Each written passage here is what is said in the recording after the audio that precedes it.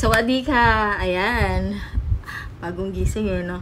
Okay, so this is regarding the tax refund. So yung website is rd.go.th. That's where you're going to file your tax refund request. Now, what you will need is your passport and the form from your company. So it should look like this, and nakasulat dun sa baba yung kung magkano yung makukuha mo. Hindi akin to, charot. Ayan, sa kaibigan ko to. So she trusted me to do it for her. So kailangan ng passport, and the reason why I really tried to record it while I was filing my own, kasi na-file ko na yung sa akin, na-send ko na. Ang hirap kasi, merong mga page na kailangan i-translate ng gamit yung phone. So, hindi lahat natatranslate ng laptop. Yung first page, go na go. Ang dali lang, enter website. O, diba? Pagkatapos, yung pangalawa, yun na yung kalbaryo. Hindi siya natatranslate lahat. So, I really have to use my phone to translate it. And nahirapan ako sa transition ng translate at record. Nangyari pa, dahil na-excite ako, dire-diretso na yung pag-file ko, pagta-translate ko, at hindi ko na siya na-record. So, ipagpatawad nyo po. Now, syempre, kailangan nyo na username, magla-login kayo. Yun, kapag wala pa kayong login, meron option doon na register. Magre-register kayo na bago. So, kailangan nyo pa rin yung form, yung passport, and correct address. Ayan, dyan tayo correct address. Why? Mayroong may diin. Kasi, nangyari sa akin last year, we moved, nag-change kami ng address, and mali-mali pa yata yung naisulat ko, na-input ko sa internet.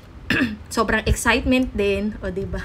May ganun talagang factor Sobrang excitement. So, na-file ko siya, after a few months, umuwi kami ng Pinas, balik ng Thailand, wala pa rin siya. Pero yung sa mga kaibigan ko na tinulungan ko mag-file, na-receive ko na. Bakit yun sa akin? Wala. O, diba? Kasi yung hindi ko alam kung bakit. Pagpunta ko, ang nangyari po is, pumunta pa rin ako doon sa pinakamalapit na tax office. So, yun yung suggest ko sa inyo. Hindi kailangan na pumunta kayo sa tax office na malapit sa school nyo, which is ginawa namin. Wala naman din nangyari. So, pumunta ako sa tax office sa pinakamalapit sa bahay ko para convenient sa akin. And then, ayun, tinanong ko bakit hindi ko pa na-receive. Very helpful naman sila.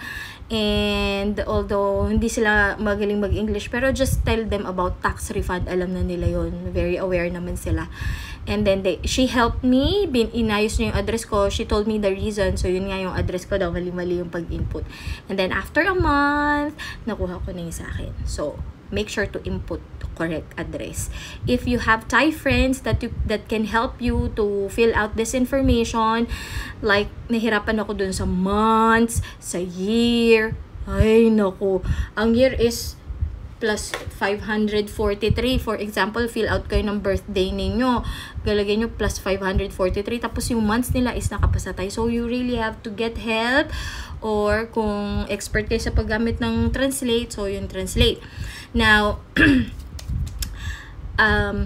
pagpunta nyo doon sa unang page, madali lang yon, nakatranslate siya. So, enter website, click nyo lang yung nasa gitna na tab, nakatranslate naman yon.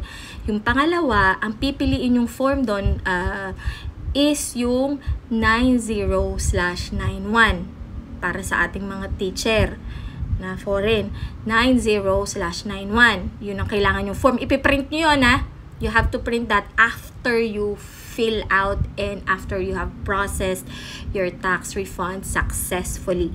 You have to print that out. That's important for your visa renewal. Okay, so after you go to that, you click that 90/91. Meron dalawang option doon. Hanggang dito na lang yung natandaan ko merong naka-green na ganun at merong white. So, ang pipiliin mo yung naka-green. Parang ang ibig sabihin nun, green button, ibig sabihin nun is use information from the tax revenue. Kasi meron na rin naman tayo record doon. And, after that, ayun na, marami na kayong fill out na information na mga anik-anik. So, yun lang ang kailangan yung tandaan, mga friendship. Kaya pasensya na. I really apologize if I was not able to record it and to walk you through. Kasi nga, ang hirap mag-transition from translate and record. Nahirapan talaga ako dun. Malalaman nyo yun. Hindi naman ako ganun kateki. So, yun lamang. And again, don't forget to print that out if you have successfully processed your tax refund. And if you have any questions, if I can answer, then I will. But then again, I am not from the tax office. I'm not an employer from tax office department of this country. It just so happened na nagawa ko na siya, and I was able to use it many times before. And I'm just sharing what I know for you. Okay? Now, if you have any problems, just go to the office. Okay? Para hindi tayo nawiwindang-windangers. Okay? Kagaya ko. Charot. Yun lamang. God bless everyone. And tandaan, ang motivation, ba tayo nandito? Sayang tong tax refund na to. Pambayad din to ng mga bills. Ayan, pambayad ng telepono, pambayad ng internet, pambayad ng tubig, kuryente, at kung ano-ano pa, 'di ba? Sayang din 'yon, sa atin na 'yun eh. Kaya make sure to process it, okay?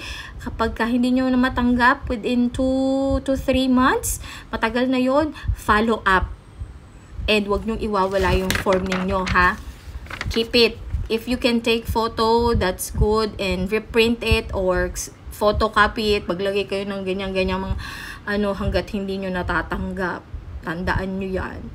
And don't forget to print, na? Kailangan niya sa visa mo.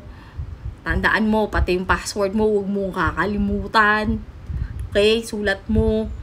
Yan, yun lamang. It's a friendly reminder. Hope this helped. And sana makuha natin successfully lahat ng ating mga tax refund. Pwedeng waldasin kung kayang ipangwaldas.